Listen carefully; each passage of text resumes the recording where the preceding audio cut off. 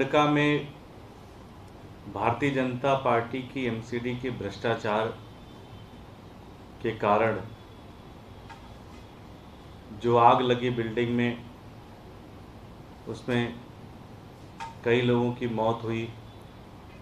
उस घटना से अभी दिल्ली वाले बाहर ही नहीं निकल पाए थे कि तभी भारतीय जनता पार्टी के भ्रष्टाचार के कारण एक और बड़ी दुखदाई घटना घटी है।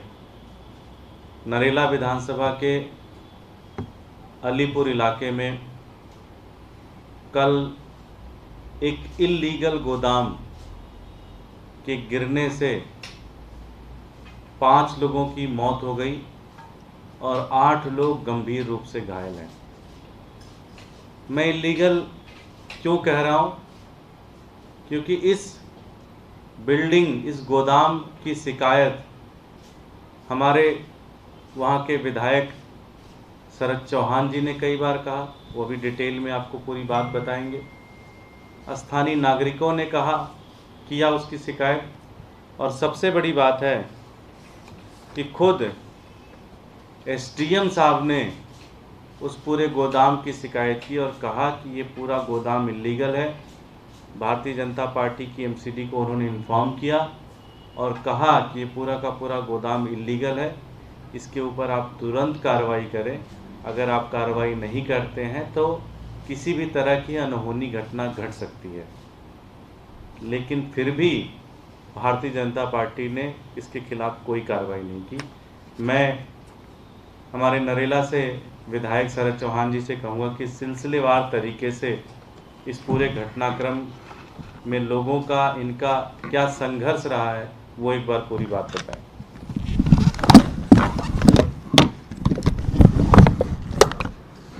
ये जो घटना घटी बड़ी दुखद घटना रही कल की। इसमें मैंने एलजी साहब से, एक बार एलजी साहब ने हमें टाइम दिया तो मैंने लिखित में लेटर भी उनको दिया और एलजी साहब को बोला कि एमसीडी की वजह से अनऑथराइज कंस्ट्रक्शन बहुत ज़्यादा होने लग रहे हैं, कृपया करके इनको बंद कराया जाए। खुद मैंने उनको बोला, लिखित में भी मैंने उनको लेटर पैड पे भी लिख के दिया, उसकी कोई कार्रवाई नहीं। उसके बाद में नरेला जोन डीसी अंजलि सहरावत जी को मैंने खुद फ़ोन करके, व्हाट्सअप करके उनको बताया कि अनऑथराइज कंस्ट्रक्शन बहुत होने लग रहे हैं और इनको रुकवाएं। मैडम ने उसके बाद वहाँ की नरेला जोन डीसी ने मेरा फ़ोन ब्लैक लिस्ट में डाल दिया कि उसके बाद में मेरा कोई उनसे फ़ोन पे कोई कांटेक्ट नहीं हो पाया।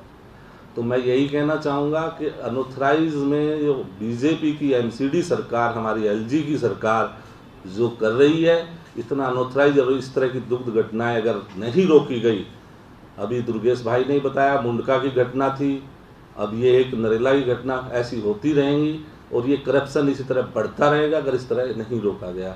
और मैंने अपनी पूरी कोशिश करके एलजी साहब को और जो डीसी लेवल पे, वहाँ पे भी मैंने इसके लिए पूरी की पूरी शिकायतें की हैं। वो मेरे पास विद प्रूफ है, ऐसे नहीं है कि बगैर प्रूफ के हैं। तो यही मैं कहना चाहूँगा। धन्यवाद। भाई शरद चौहान जी ने अभी 15-20 दिन पहले जब एलजी साहब से ये मिले थे तो इन्होंने एलजी साहब को लिखित अपने पत्र के माध्यम से नरेला क्षेत्र में हो रहे अनऑथराइज कंस्ट्रक्शन के बारे में बताया था। इन्होंने वर्बली मीटिंग में खड़े होके, हो सकता है उनके मिनट्स ऑफ द मीटिंग में भी अगर होगा तो रिकॉर्ड होगा, वर्बली भी इन्होंने खड़े होके एलजी साहब से कहा। इन्होंने वहाँ की डीसी को इन्होंने फ़ोन के माध्यम से सूचना दी, लिखित के माध्यम से सूचना दी, और स्थिति ये बनी कि कमिश्नर अगर एमसीडी का विधायक का नंबर ब्लॉक कर दे तो इससे ज़्यादा बुरा हाल क्या हो सकता है।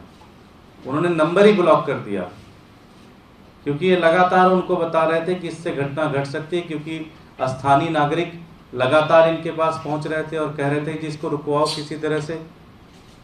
और सबसे बड़ी बात कि खुद एसडीएम ने इस बिल्डिंग की कंप्लेन, इस गोदाम की कंप्लेन एमसीडी को की। तो मेरा प्रश्न भारतीय जनता पार्टी से यही है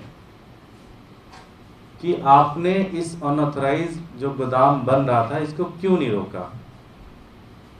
पूरी दिल्ली को पता है कि भारतीय जनता पार्टी, उनके पार्षद, उनके नेता ने पूरी दिल्ली के अंदर एक पूरा उगाही का सिस्टम चलता है। आप गोदाम बनाना शुरू करें, आप घर बनाना शुरू करें, आप सीमेंट की बोरी खरीद के लेके आ जाएं, आपके घर पैसा लेने आने जाते हैं। मैं पूरी जिम्मेदारी से ये कहता हूं कि इसकी जांच होनी चाहिए, और मैं पूरी जिम्मेदारी से ये कहता हूं कि अगर जांच सही तरीके से हो जाए तो ये पता चल जाएगा कि गोदाम वालों ने भारतीय जनता पार्टी के किस नेता को कितना पैसा खिलाया है। बिना पैसा खिलाए हुए ये गोदाम नहीं बन सकता था। इसकी जांच होनी चाहिए। मुंडका में आग लगी, उसके ऊपर कोई जांच सीरियस तरीके से नहीं हो रही है।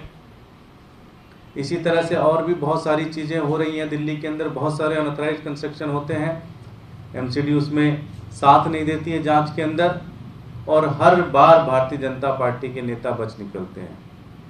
अगर इसकी सही तरीके से जांच हो जाए तो मैं पूरी गारंटी देता हूं आपको कि इसमें एक नहीं बल्कि कई सारे भारतीय जनता पार्टी के नेता जेल में जाएंगे।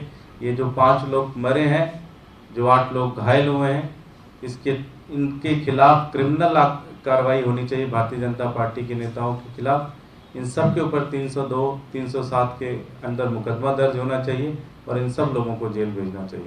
धन्यवाद।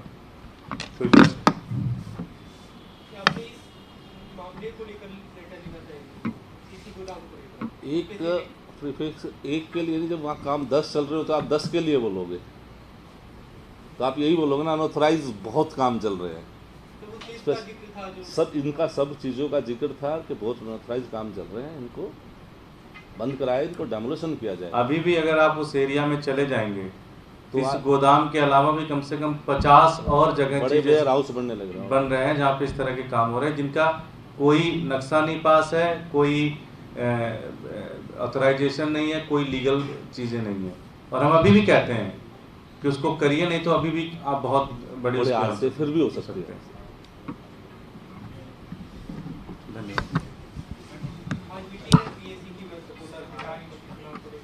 देखिए, मेन मुद्दा यही है कि आम आदमी पार्टी को जनता ने बहुत प्यार दिया है।